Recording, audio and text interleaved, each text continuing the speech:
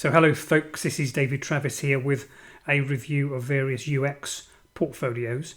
Here's what I'm going to do in this particular session. I'm going to be reviewing 7 portfolios that were sent into me to have a look at, and I'll obviously be going through these portfolios in enough depth that hopefully the people that submitted them can learn something. But really what I'm hoping is that this video will be of use to anyone who's creating a user experience portfolio. So this isn't just a review of the individual's portfolios. What I'm also hoping we can get out of this is some kind of general idea about what is it that makes a good UX portfolio. Now, I'm going to do this review in a couple of ways. First of all, I'm going to review the portfolios the way I would review them if they were sent to me by email. In other words, I'm going to give them 60 seconds and I'll have a look at them in 60 seconds and then tell you what I've learned from that 60-second review. And then the second thing that I'll do is I'll go through each of those portfolios in a bit more depth so that the people that have submitted them can have some useful feedback. So I've not looked at any of these portfolios yet. I may have seen 1 or 2 pages of them when I downloaded them, but I've done my best not to have a look at them because I want it to be as fresh as possible when I first look at the portfolios themselves. So this will be my genuine first reaction to them, this review that we're going to carry out now. So let's begin. I've got a timer up here that I'm going to reset to 60 seconds, and let's start off with this first portfolio. This is from James Mole McConnell. So imagine I've just opened this up by email. Who is this guy? What do I know about him? I love that first picture to begin with. The aim of this first picture has got to be to kind of engage me. Oh dear, contents. I'm looking at this and thinking there's going to be lots of stuff. 41 pages. So there's a lot of content here. I'm not going to go through this in 60 seconds. So I'm going to zip through this and get a feel for what it's about. So I see a picture of him in a kilt. I saw him with a fake moustache. They're the things that are standing out to me at the moment.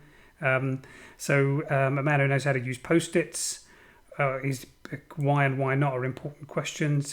Prototype, what I'm getting here. Interviews, strategy, research analysis. So clearly he's got a breadth of experience. Now we're on, what are we on now? Maybe this is some kind of case studies. I'm getting the impression that's what it is, case studies. UX lessons, culture, right, there's a lot there. I'm not too sure what I would do next. So that was my 1 minute that I've given it. My feelings were, first of all, would I contact that person about, well, it depends on the role. There seems to be so much content in there. I must admit that I'm a bit swamped. It's a bit like when you open up a new application and there's so much stuff in it, you don't know where to start. So I think I prefer something which is going to guide me a bit more when I'm first opening up a portfolio. I want it to tell me, yeah, you want to start here, then you want to look here, and this is what it's about, and leave me with one message. You've got 60 seconds to convey the message. I don't think I really got that from James's portfolio, but we'll have a look at that in more depth in a moment. So let's move on to our next portfolio. Let's reset our timer. So this is from Karan. So pretty front page design, but not. I would much prefer to see a picture. I'm feeling a bit bored. It's got a table of contents. So here's a picture of Karan. This is. Let me think. What am I getting from this? Think, David. Think. Talk out loud. So I'm getting the idea that, okay, so this person is a wireframer. He does visual designs. He knows how to use balsamic, because I can see that from the designs that are done here. I'm not sure what there was number 2 here. What was number 1? I've forgotten what number 1 was. So now we're on strategy and task flows and wireframes. I don't know who's this for. Maybe I'm missing out these logos at the top. Well, and that's my minute up. So that was my initial review. I'm a bit confused. It wasn't as long as the first one that we looked at, but nevertheless, I still haven't seen clearly what the story is there. So let's move on to our next portfolio. This is from Matthew Benimont. So we've got this is case studies. So is this a portfolio or is this case studies? Looks like it must be about case studies. So we've got a photograph there, presumably of Matthew. He's a psychologist. Nice Instagram-y like picture. So now I'm getting something from this page. Context and objectives, methodology, analysis, learnings. I like that structure, and he's repeating it on the subsequent case studies as well. So, up to here, I was enjoying this because I felt, oh, this is nice and simple. It tells me that if I'm going to spend time on this, I know what to look at. But now I'm moving on to some other areas. Oh, some testimonials at the end. Well, that's not a bad idea. And some training courses that Matthew's attended. But for me, actually, of the three so far, this is the one that's making it more likely that I'm going to spend more time on.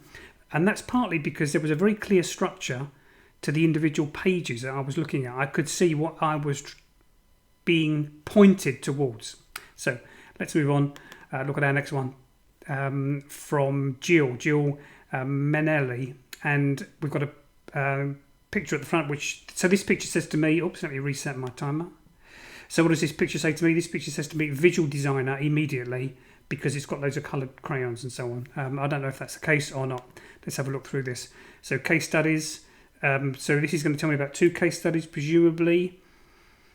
And what we've got here is, well, I'm finding this text difficult to read. This orange text on a grey background. That's not making me pleased. I'm thinking, I'll have to skip that page because it's hard to read. So it looks like Jill knows how to do personas because we've got some personas there. We've got these this seems easier to, actually the grey here is, okay, so this is a lighter grey, so it's a little bit easier to read the text. But here we've got the same neat approach, problem, approach, results, impact. So that's a good structure. That makes me understand what's going on. I'm assuming this is related to what we've just been looking at. And now we've headed back to something about Jill. Maybe I would prefer to see this earlier on. What I like about this is it's short and sweet and to the point. So I had a minute on that one. And I think the minute was well spent. I think based on that seems manageable. It seems like a meal that I can actually eat and digest rather than spend a long time going through. Let's move on to Lynn Davis. Let me reset the timer to 1 minute. Nice cover page at the front. Again, I think I prefer to see a picture of Lynn to get going. We've got a picture here of Lynn hiding rather shyly behind a computer monitor, but it's a good way to start an About Me page. I think you want to put this up front. I know it sounds a bit aggressive, but put it up front. Let me know who you are. So go try it. I'm not sure if this is a headline directed to me, if it's an application. I'm not really sure. Brief and my role, key tools and results. Wouldn't it be good if we could get this on one page? Well, we've got it on one page here. And this is good. It's summarising for me what it's about. So we've got another one here, Find My Pet. Again, brief, my role, key tools, results. Brief. So I'm looking at that. Again, manageable, a good size. I'm going to spend longer on this portfolio because of, and not feel that I'm going to be swamped by it. I feel that I'm not going to spend a long time having to go through it. So that was a good experience. Let's move on to our next one. This is Maria, and a great front page. Oops, let me reset my timer. Great front page. It engages me. It draws me in, and the strong eye contact in the photograph. That's a very compelling image to begin with. And then we've got the About page. Again, this looks really good. Now we move on to the case studies, the brief, what I did, key tools and deliverables, and the results. And I really like this structure. Okay, I know that this is the template that I gave you that you could use. But this to me makes the whole thing really manageable for me to go through. It's really clear what each of these are about. It's nice and short. I can skip over it. I don't need to spend a long time going through the whole thing. So we've got various case studies. Then we move on to some details about the training, testimonials. So I like that structure. Again, that was an impressive use of 1 minute of my time. Let's move on to our next one. Let me reset our timer. Very black polo neck to begin with. So how many pages have I got here? This looks like we've got 14 pages. That's not too bad. Some of my projects. Okay, so we start off with the brands. I think I might want to know more about Tim actually on this first page before we got into the details. But anyway, here we go. So we've got in this particular example, we've got the case study, brief challenges, what I did. I'd like to understand what the results were. Maybe the results are on the next one. Is this the same one? We're right up against the margins here. I'm not sure. This is still Kahoot, I think. I've got other brands. Oh, these are the software that Tim used, not the case study. Here, and then we've got another one. Same thing. Brief challenges. What I did. Okay, so it's what I like about this is although Tim spread the case study over 3 pages, it's still reasonably clear to me what each one's about, and it's relatively short as well. So okay, I spent a little bit longer on that. Anyway, so what we've done is we've given each of those a minute. I think it's clear from what I said which ones I would follow up on, and which ones that I've thought, I can't be bothered. It's just too much effort. And I know that sounds brutal and ruthless, but that's just kind of the way it is. It is a bit brutal and ruthless, and the idea is to make it easy for the person that you send your portfolio to understand what it is that you've done, and then contact you afterwards. And in a way, it's a bit like that notion of the elevator pitch. So very quickly explain what it's about. So okay, let's actually I don't need this anymore. Let me stop that. So what I'm going to do now is maybe I do want this. So I'm going to spend no more than 5 minutes on each of these as I go through them. And as I go through in those 5 minutes, I'm going to be doing 2 things. One is I'm going to be reviewing the portfolio, but secondly, I'm also going to be trying to draw out some general principles. What are the strengths of each of these portfolios that we can use when we're developing our own? So I've already mentioned this idea of the picture on the first page to introduce yourself. Great idea. That's a great way to start. What I'd like, rather than a contents page here, hopefully I'd like a portfolio to be short enough that it doesn't need a contents page. But what I'd like first is I'd like to know more about this person. I'd like something here which is some kind of bio about them. I'd like links to their LinkedIn profile, to their Twitter profile, because I'm going to find those things if I'm seriously interested in having you along for an interview. I'm going to follow up with LinkedIn. I'm going to use Twitter. I'm going to see what your thoughts are. If you keep a blog, I want to read those as well. So you may as well make it easy for me to find those. And this or probably the last page of the portfolio will be a good place to include those. So here we've got a kind of a motivational quote. That might work maybe if it was a presentation that you were giving to someone, but I'm thinking here, okay, I'm just going to pass over that. So let's move on to... Oops, I'm going the wrong way. Let's move on. So now we're getting some background to James. We're hearing about his biography, my journey to today, and then over here we've then got where I want to go. So I'm thinking, am I interested? Am I going to read all of that? Probably not. My skills and qualities. I know it's a cliche, but maybe just some bullets, some high-level ideas so that I can skim read it. I'm looking at this and I'm not able to skim read what's here other than the headlines. The headlines look good. The layout looks good. Actually, this page will be an example of that. We've got, this is in a sense 3 bullets, 3 key points, and that's a good way of structuring it. Whereas perhaps the other stuff we're seeing here, well, that seems to me perhaps is just too much depth for me to go into at this point. Remember, the aim of your portfolio is to get to interview, and then you can go on and on and on about how great you are. But at this particular point, just get an interview and don't try to sell yourself with too much text, I think, at this point, because it probably won't be read. What others say about me, I think I prefer to see this at the end rather than at the beginning. bit of a filler slide here with a picture. Again, about another kind of motivational head statements we're getting here. I'm not interested. I want to know what you've done. So I guess the only issue here, so I'm not too sure how much of the following slides are going to be this particular case study. So Delaval presumably is your client. Challenge, project duration, my role, my overview. My overview, that's a curious expression, but presumably now we're going to enter this case study. So we've got prototype, contextual interviews, strategy, research analysis, use case and task analysis, information architecture, interaction design, the result. Well, I think I would have been more convinced, even by 1 or 2 pages, where you ended up saying, this is what I did, and these were the benefits to the client of my involvement. What was the impact of your involvement? And it seems to me there seems to be too much for me to go through at this particular point. Anyway, same thing for Italio. We've got a number of pages to this particular case study.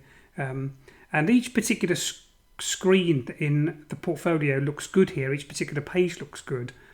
The problem I'm having is there's so many pages for me to frankly be bothered to go through. I know it's brutal and ruthless, and I apologise for being brutal and ruthless. I'm not sure here. Mobile keys, is that a client or is that a? I'm not sure what this means.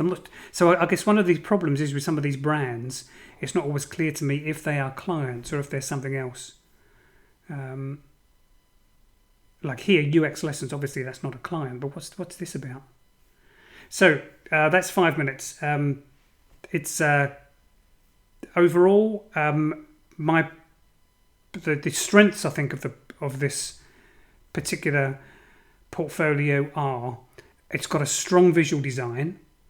And each of the individual slides, I think, are well put together. Each of the individual pages in the portfolio are well put together. I think that the front page is a great way to draw me in, but overall, it's just way too long. And I wouldn't get to this point unless I was seriously interested. So, if you're about to go to interview, perhaps this would be a good taster because they've already asked you for interview. Give them the extra detail or use it as a leave behind after the interview. But in order to get an interview, for me, it's too long. So moving on to Karen. So now we're going to spend a few minutes looking at this particular portfolio. So here we've got another 42-page portfolio. We're going to run into the same kind of problems with this to do with length. So you've got a kind of a rider here. I think everybody knows that the work that you do is confidential. I mean, everything that we work on is pretty much confidential. Or I think people understand that.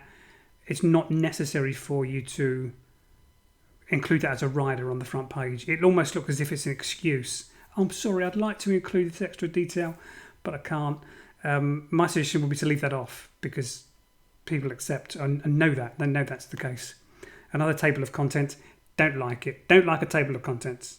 You shouldn't need a table of contents in a portfolio. It's like having a table of contents in a blog post. You just shouldn't have it. It's should be short and concise enough that the document stands alone, that the structure of the document should be obvious without the table of contents. But obviously that will only work if the portfolio is relatively short. I've got an About Me page, excellent, and great that it's early on in the portfolio as well. So it's good to get this earlier, and obviously I'd like to see this on the first page. This first page could be more compelling with a photograph. This page should be the second page in the portfolio.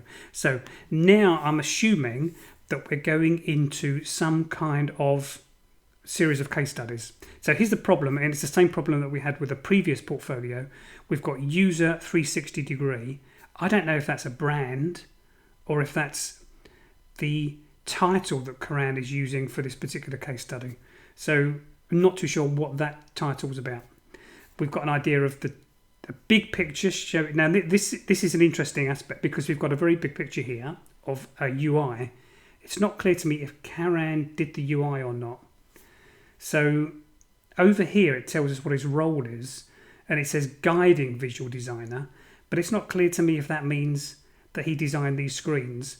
And that's making me a little bit suspicious because I'm thinking, well, they look neat, don't they? Let's be honest. Anything with a graph in looks pretty compelling. So you look at this and you think, oh, it looks good, but did he do this? Was he responsible for it or not? So these are the questions going through my head, and it's not clear to me from this whether or not he did. So now we've got extra details now again on the case study. So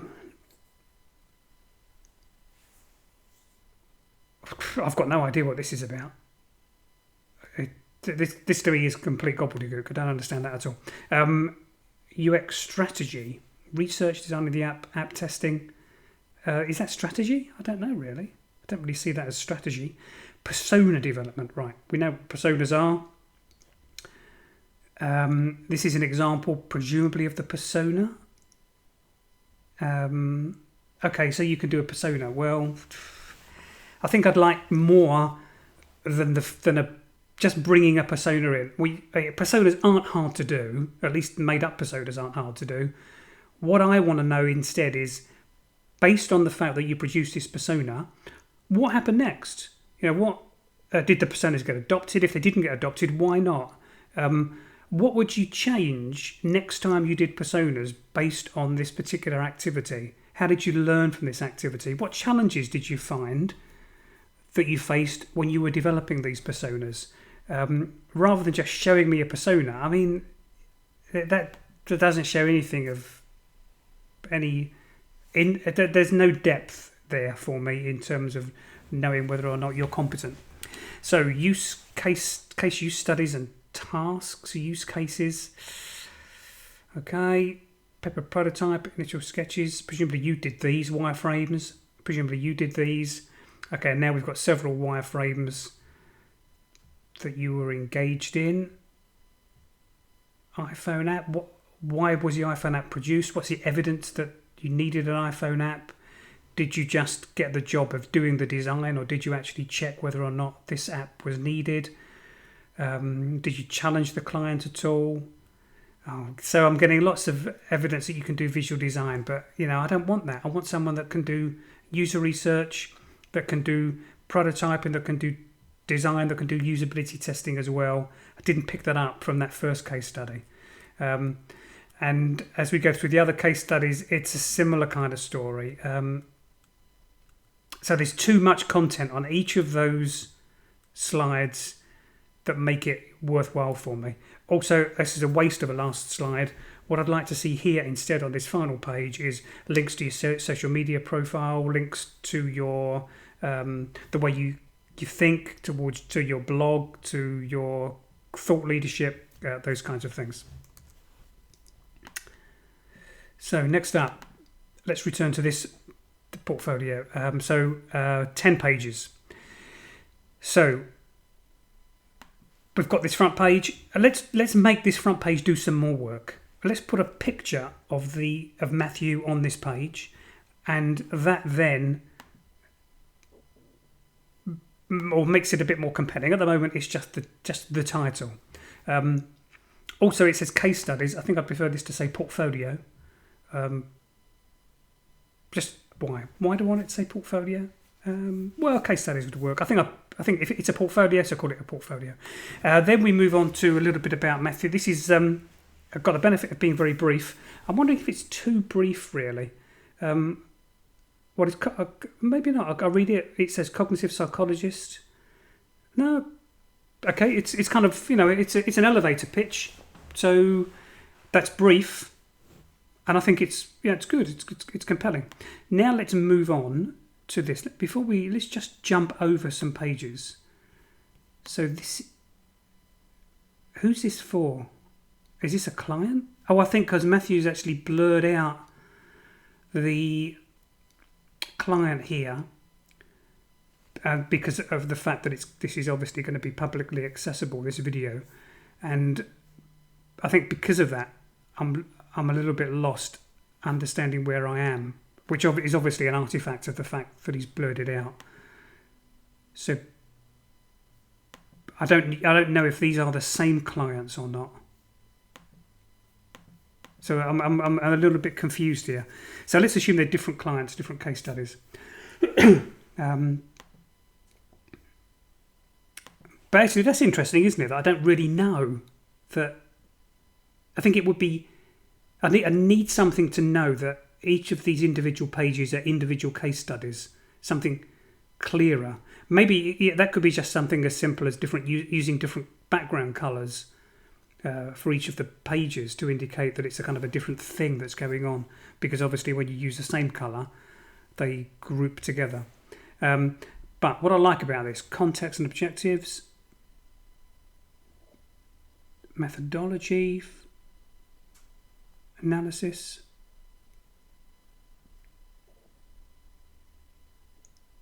Okay, good. I like that structure. Context and objectives, methodology, analysis, learnings. I actually read that. Okay, I skim read it quickly, but I actually read it. Here's the second one. How could we improve the register and logging procedure? And I'm assuming this is for a different client. Context, problems with authentication, objectives. Okay, methodology. What did you do? That's what I'm interested in. Took some post-its and laid them on the walls. Hopefully it was more than that. Illustrate what we thought a user journey should look like. Okay, so you created a user journey. So I'm thinking one thing that might help here is under methodology would be a heading, a bold heading that said, we created a user journey map. And then you go into the text. Objectives over here. It's not. This isn't clear to me what the objectives are. I was trying to come up with another idea for a kind of a headline for this objective section over here, but I can't do that because it's not clear to me what's going on. Output and next steps. So creating a user journey. That's. I remember we shared understanding what we thought. Next step user testing. Okay, so maybe this is kind of these two case studies are linked in a way. So there's loads of stuff I'm getting here about user journey mapping. It's not. Oh, this is a bit too much detail about the issues. I'm more interested in how did the client benefit from your involvement? And what did you learn? What didn't work well? I know it's really hard to put yourself in a position where you say that, but we know every project you work on, some things work, some things don't work. What you want to do here is admit that and be upfront about it. This is what didn't work on this project. This is the way I would do differently. It shows that you're a reflective practitioner, and that's something I'd like to see in a portfolio, that you're a reflective practitioner. Contextual inquiry. Okay. So this is good. Links to Matthew's blogs. This is exactly the kind of thing that I meant about trying to understand his thought leadership. I don't like this 100% pure love. That sounds a little bit too kind of hubristic, but I might want to avoid that. But it's a good idea to have the testimonials and obviously the trading courses as well. Maybe some link to your social media profiles as well would help here. Let's go to our next one. So, 7 pages. It's getting better. Shorter. Short is good. I'm going to go through this. So, we've got a kind of, in a sense, what we've got here is a content page. I'm thinking, I know there's something about content pages. A bit of me thinks I don't want to see them. They just waste space. But there's something else that says to me, well, I do want a roadmap of what I'm going to be looking at. And I'm thinking, how could you put that together in such a way to give me a roadmap, a summary of what you're going to tell me without a contents page? Maybe this is kind of an idea. Maybe or maybe there's some kind of summary that you could have. I'm not sure I'm helping you very much here. But as it stands, do I need this page? I think not. I'd like to see a picture of Jill, and I'd like to see it on the front page, not pictures of pens. Then we're going to move on to this, which is a 2-page case study, this looks like. Improving conversion for a bath remodel website. So we've got a problem. The website wasn't converting visitors. We had a research approach, so there's an online discussion panel, some interviews. Then we had the results, and then we had the impact.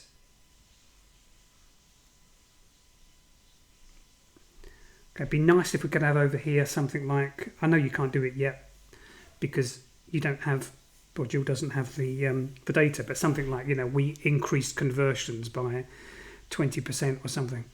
Then we move on to our second part of this portfolio, discussion panel, website usability interviews.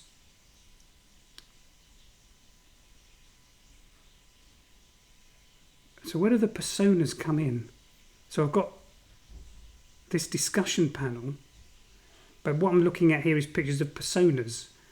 I'm a bit confused by that. I thought this was usability testing, or I'm not sure. So I'm confused. Then we move on. Digital Postcard App. So we know about this because it's one of our case studies in the course. Problem. So we've got the clear statement of the problem, the approach, contextual inquiry, personas. I'm thinking, rather than, it's one way we could make this more visual might be to have like a flow chart with 4 boxes. But that might be a way of making that a bit more engaging. It's not a big deal, but it makes it more likely that I can read it at a glance. Then we look at the results. Then we look at the impact. And now we're looking at user journey, red routes, and user stories. Okay.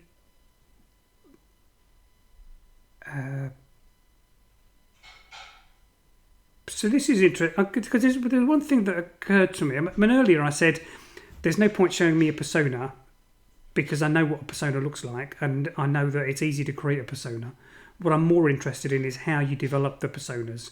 But I guess a good thing here is it's quite small. Before, when I said that, the personas that we were being shown were full 1-page personas. This is the way to show your artifacts. You just say, look, I can do a persona. Here it is. It's not taking up the entire page. And we've got a similar thing here with the user journeys, the red routes, and the user stories as well. And finally, we've got a bit of detail about Jill. I'd like to see this earlier on. So, Jill, you're introducing yourself to the person that reads this.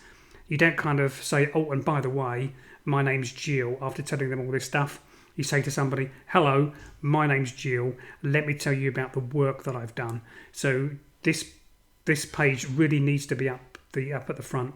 We also need another page here, a final page, and that final page would cover your social media, LinkedIn, so on. It would tell me about your thoughts about UX that I could read just to follow up on you. It would also contain some testimonials about your work if you have them. Okay, let's reset this. So next up we've got Lynn. A nice photograph on the landing page, but it's kind of a bit of a waste. Without this, I would sooner have here a photograph of Lynn. There's something else that's occurred to me, which is the really good thing that Lynn's got here, is straight up front she's got an email address to contact her. I can't remember if some of the other ones we've looked at have actually got that information. Let's have a look. So, James doesn't have it on the front page. Oh look, there's a button at the end to do that. I'd prefer an email address rather than a button. Let's look at Karen. So it's not on the front page. It's on the about. So we've got a phone number. And no email address. Okay, that's not going to work, is it? We need an email address, at least one that I can see. Matthew. So we've got an email address on the front. Good, that works. And then let's go back to look at Jill. Okay, no contact details. Right, so let me actually reset because I was using up some of Lynn's time there. One thing that we've learned from that is if you think of it in terms of red routes, what are the key tasks that someone has when they're looking at your portfolio, or the key things they're going to want to do is they're going to want to understand that you've got competence in the field, that you know how to do the job. The other thing they're going to want to do is they're going to want to be able to contact you. So having clear contact details that people can use is obviously critical for your portfolio. So not having those is a bit of a blooper. Make sure you've got them.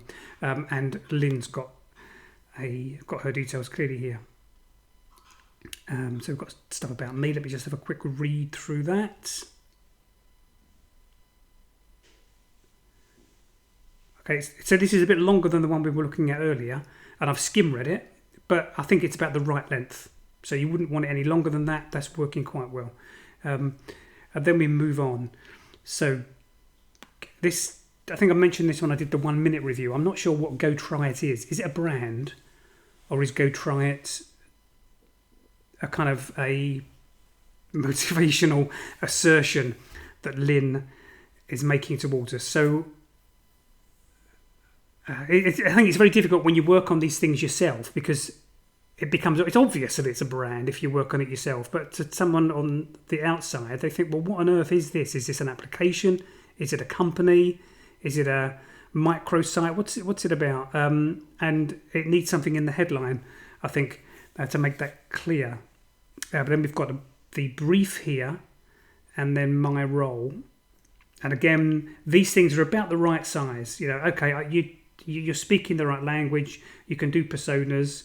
You can do wireframes, and they're about the right size for this as well. I think it's good that you haven't swamped the page with larger versions of these. That's good enough.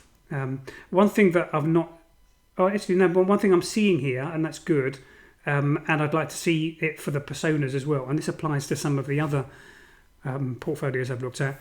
Is I'd like to see you working. So it's not the final persona that's impressive. It's the work you did to get the persona. We interviewed this number of people. We did this. Here's a picture of the affinity sort that we did, trying to identify the key dimensions to separate users on. Here's our first draft of the personas and the things that needed to be validated. They're the things that really show me that you're thinking, rather than the final persona. And I know it's difficult, again, because everything needs to look perfect in your portfolio, but perfect in your portfolio doesn't mean perfectly delivered in this sense. It means perfectly questioned, perfectly thought through. Anyway, getting back to Lynn's portfolio. Brief, my role, key tools. This is interesting. What do I think of having key tools?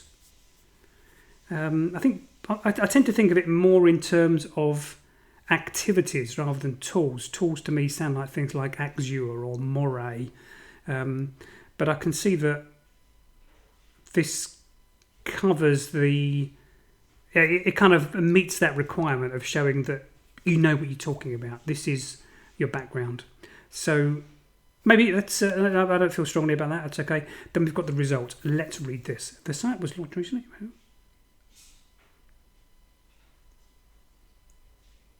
Okay, so this is so Lynn, I'm not picking on you here because I think this applies to the other portfolios I've looked at as well. But this is a bit weak. I prefer this to have more punch to it.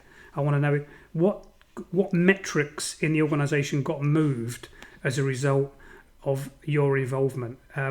Because as a potential employer, I want to know that you're aware of that. At least that you're, even if you've not measured them yet, at least you will be measuring them in the future. That plans are in place to measure retention, plans are in place to measure uptake or whatever. Because at the moment it looks as if you're quite happy with being well received, and that's not good enough. It's got to be more than well received. And it's got a US site, so. I'm a bit confused here.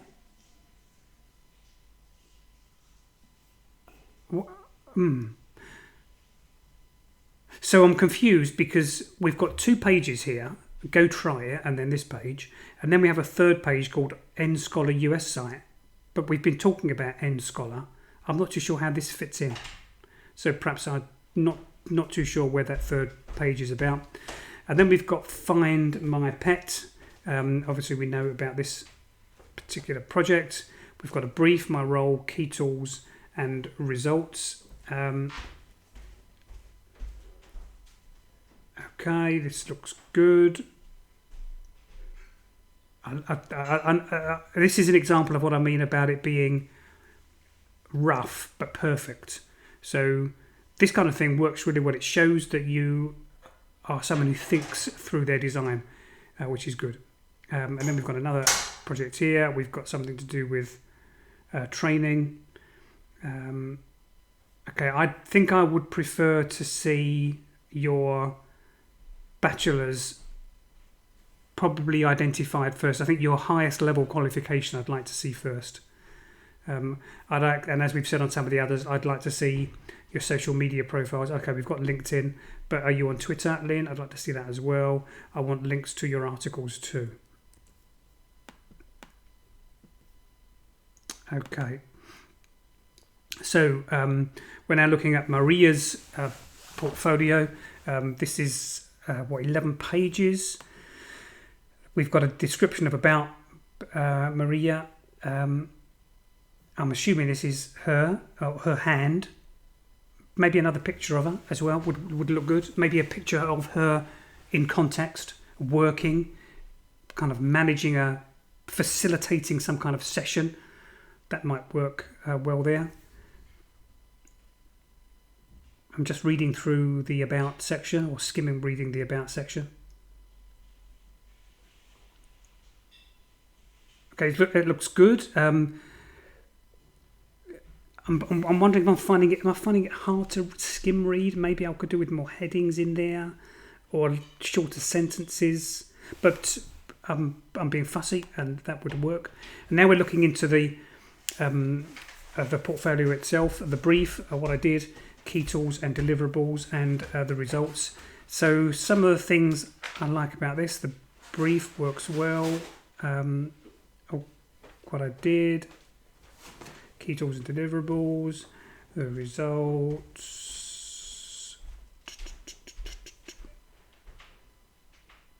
So I don't know if these are results really.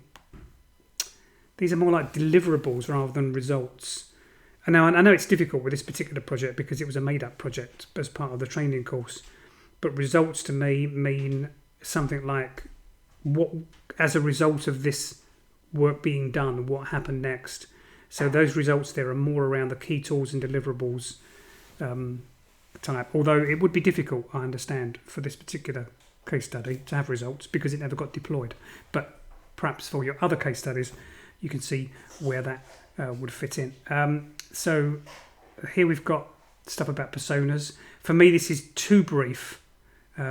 This isn't much different to having a big persona on the page saying, look, I can do a persona. Well, anyone can do a persona. What I want here is, well, how did you do the analysis to get these personas? That's much more interesting than the final persona. So how did you identify the different groups of people? How did you do the interviews? The steps that you went through, for me, that's going to be much more useful there. Then we've got stuff to do with the red roots, what I did, key tools and deliverables, and the results. Okay. And then we've got the paper prototype, and we've got user testing. And let me just zip back here.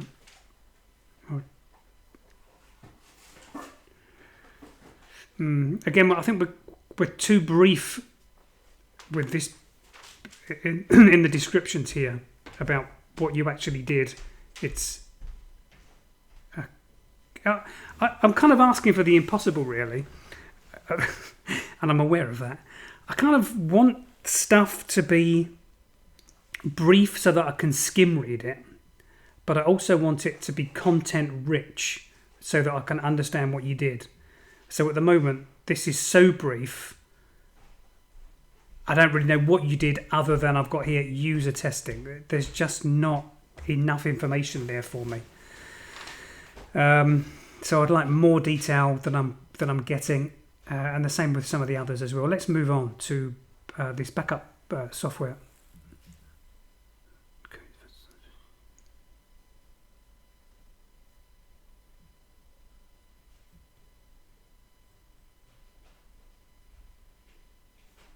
So, well, look at this. This is perfect. This is exactly the kind of thing I'm after. While giving the user more options to control their backup, the number of clicks to execute a backup was cut by 50%. That's what I mean by having results in your case study. In fact, that's so important, it might even be worth making that bigger and bolder and more underlined and so on, so that it's clear that that could do with some kind of emphasis. Now, because I'm aware that this template that you've used here is a template I've provided. And now I'm looking at this template and thinking, it's not bad. It's got the right sections, the brief, what I did, key tools and deliverables and the results. But perhaps there's something we can do to highlight certain areas within that. Even if it's something just like making some parts of it bold. I know it's not very imaginative, but something to help me not just skim read it, but for you to say, hey, look at this. This is really important what happened here. This is a really important fact you need to know. And the results here fit into that. A responsive web design for e-commerce. Whenever I see anything like responsive web design, I think, web designer, this person's not really user experience, because user experience is more than a responsive web design. But nevertheless, it's there. What did you do?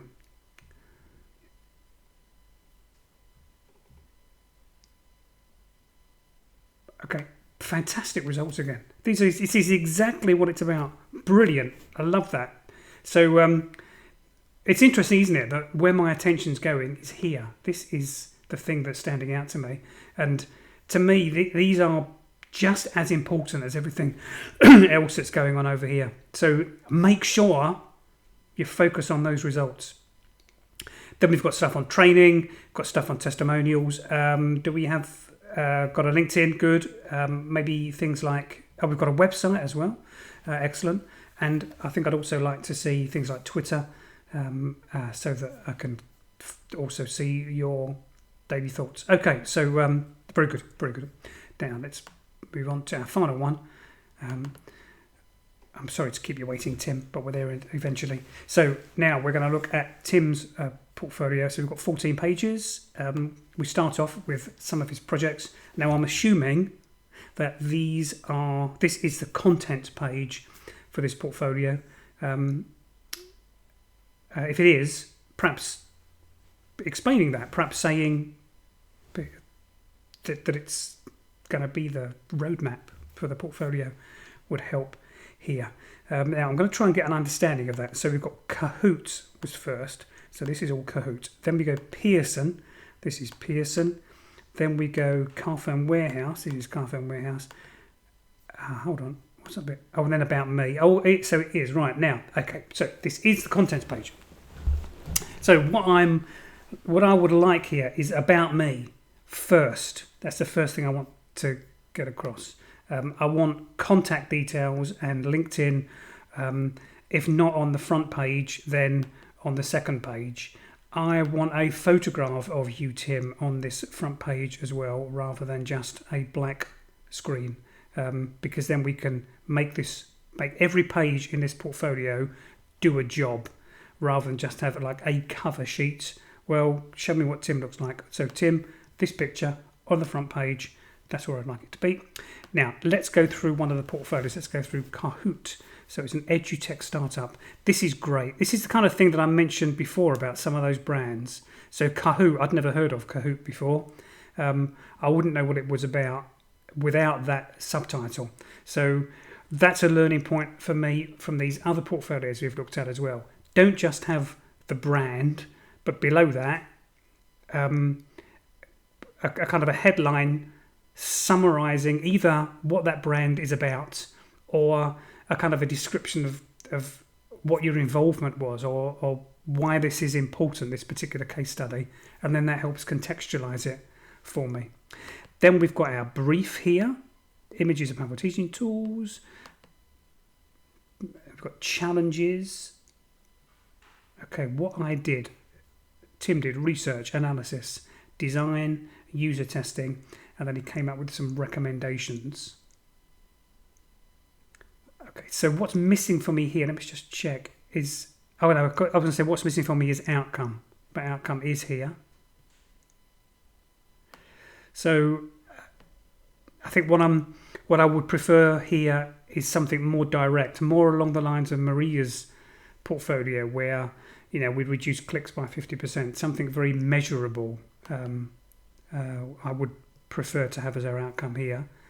I'm also thinking, I think I'd sooner have that outcome on the first page. If you're going to split a portfolio across 3 pages, a case study across 3 pages, like you've done here, then on the first page, let's have the headlines. What was the business problem? What was the challenge? What did you do? What was the outcome? And then we can go into more depth. Because at the moment, the outcome's kind of hidden for me a bit. Of course, I would prefer the case study to be on 1 page. But if you are going to split it across 3 pages, at least get the important stuff on the first page. I've got a problem here, just a visual design problem, with the margins being so narrow at the top. I kind of like a little bit more space around them. And I don't think you need this as a recurring footer on every page, your email address and your phone number. Just put it on the front page, and that will give you a bit more breathing space on the page. Now, it's not that visual design is... I'm not making a judgment on your visual design skills when I look at your portfolio, but the visual design matters because it determines whether or not I'm going to look through the whole portfolio. So that's the reason for pointing it out. I love this roughness of the examples that you're showing here because it shows you're quite comfortable showing work in progress and showing that these were the important things that you used to get a shared understanding. So that's great. And as it is here as well. If you say to me, well, my challenge is how do I get all of that stuff on 1 page? And perhaps I'd agree with you, it is a challenge, but it's your challenge, and I'm sure you're up for it. But anyway, it's excellent. I like the way that case study is put together. Pearson, brief challenges, what I did. I like this kind of a consistent approach that you're using on all of the case studies. Again, we've got a nice small persona and a great example of a storyboard that Tim's put together. Again, rough and about getting shared understanding. The only thing I would say again about this is something to do with the visual design of the pages. My eye's going all over the place. I don't really know where I'm meant to look first. Like with a comic, when you look at a comic, you start at the top left and you go, you know which panel to move to next. The struggle I'm having here is, do I read down? Do I read across? And something about the visual design could help me with that individual page. That doesn't apply to this page. For example, this standard page we're using, it's clear how you expect people to read that. And I want that kind of design aesthetic applied to these other pages as well to help me read through them.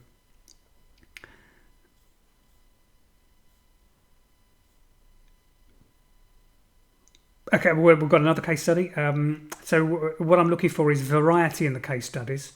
So research, ideation, prototype, post-evaluation. Where's the usability testing? Don't know. Let's go back up here. Research, user research, ideation, redesign, post-evaluation. What have we got up here? Research, analysis, design, user testing, recommendations. To me, I think you're showing me too much for each particular project. I think what I'd like to say is Project A, usability testing. Project B, ideation. Project C, Project C. Give me something on Project C. Prototyping. So I think that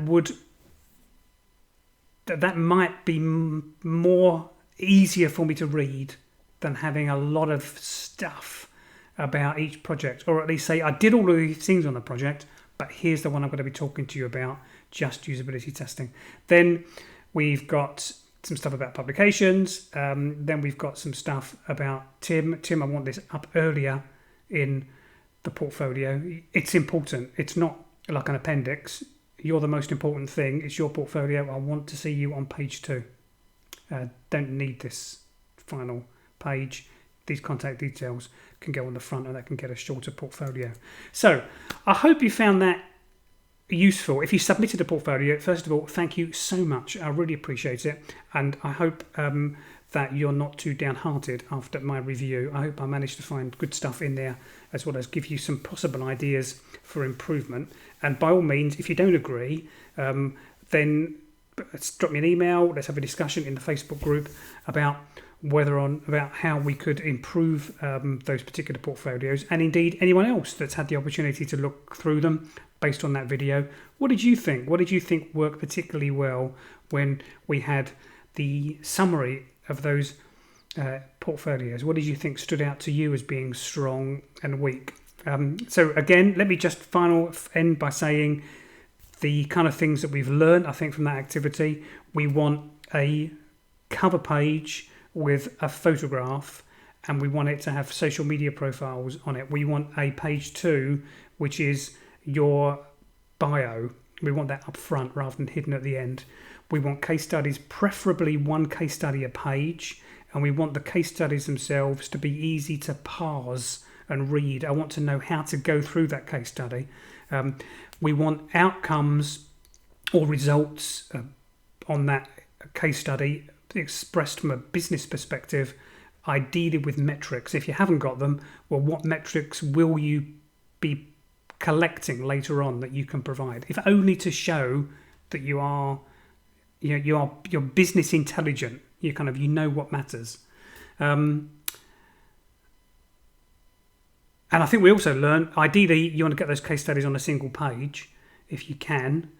And the whole portfolio, we want to be reasonably brief, because the more stuff you put in the portfolio, very long portfolios, the price you pay is that my 1 minute of attention then gets spread over a large number of pages, which mean no individual pages get that much attention. So I just get a very, very high level view.